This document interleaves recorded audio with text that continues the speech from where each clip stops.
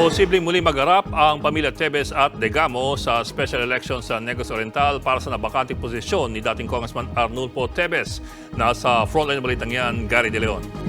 Why we would like to Misis na si Pamplona Mayor Janice Degamo, pinsang buong si retired Colonel Ray Ragay Lopez, at pamangking si Seattle Mayor Fritz Diaz.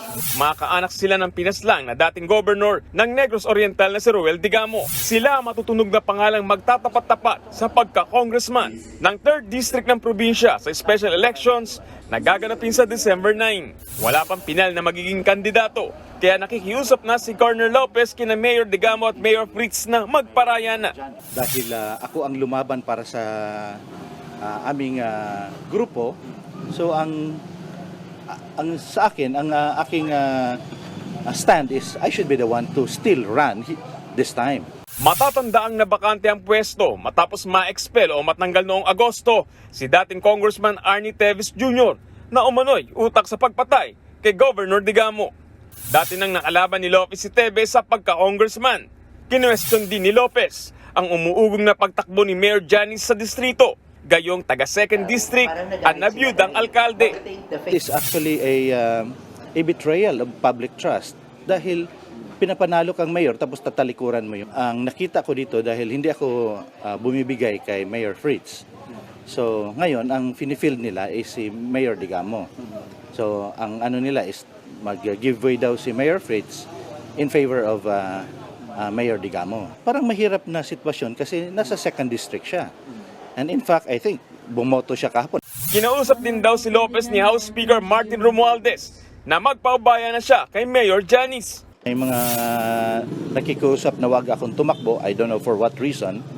Pero ako hindi ako magpapapigil kahit kanino.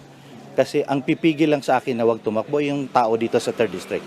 Wala pang pahayag sina Mayor Janice at Mayor Fritz sa mga pahayag ni Lopez. Pero nauna nang sinabi ni Mayor Janice na desisyon ng kanilang partido ang masusunod kung sino ang tatakbo. Umuugong din ang umani pagtakbo ng kapatid ni Arnie Tevez na si dating Congressman at Governor Pride Henry Tevez.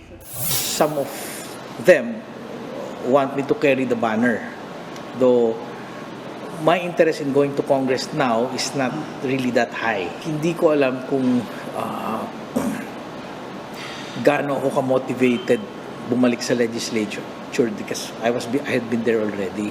Wala naman daw problema sa kanya kung sino man ang tatakbo kina Mayor Janice, Mayor Fritz at Lopez. It's a free country, no?